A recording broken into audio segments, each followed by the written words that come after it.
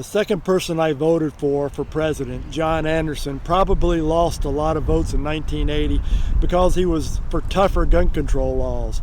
I remember him saying that he wasn't sure about the other candidates, but in Illinois, where he was from, you had to register your car when you bought it, and he thought that it only made sense that you have to register any gun that you bought. I have altered my own views on gun control over the last few years. I still don't know why you have to have an assault rifle to go deer hunting, but I have accepted the argument that this is America and you have a right to own such a weapon if you want. My feeling is that this may be true, but the government also has the right to put legislation in place that will make it a little harder for you to purchase such a weapon and own it. It is, after all, easier to buy a BB gun than a .22, and it should be more difficult to purchase an assault rifle than it is a shotgun. For me, the bottom line on this issue is registration. The argument that criminals will still be able to get weapons like this and leave honest persons defenseless may or may not be true. My concern at this moment is to cut down on the non-criminal who may go into a movie theater and shoot its patrons. I also wish that there was a way to legislate responsible gun ownership. Maybe we need an organization that promotes safe gun usage and supports responsible gun ownership, one that wasn't owned by the gun manufacturers. Part of my ambivalence about the gun control issue is that I am not for big government. I certainly understand the sector of gun rights advocates who have a concern about the government and it getting its fingers into every aspect of a person's life.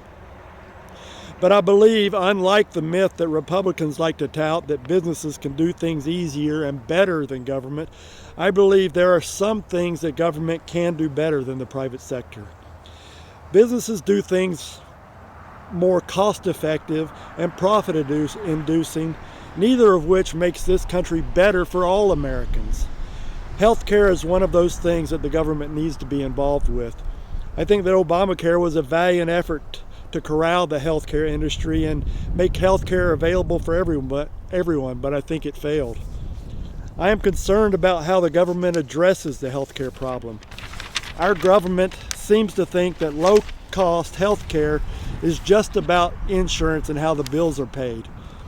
60% of personal bankruptcies in America are as a result of healthcare issues, and 75% of those people had health insurance.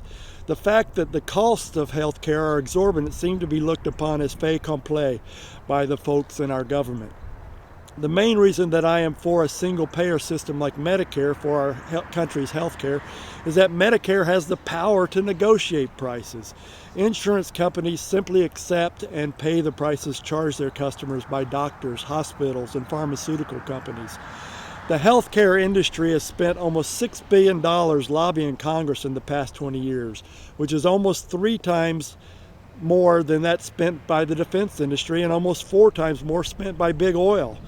That fact alone makes me think that there is a problem in Washington and its thinking regarding the cutting of costs in healthcare.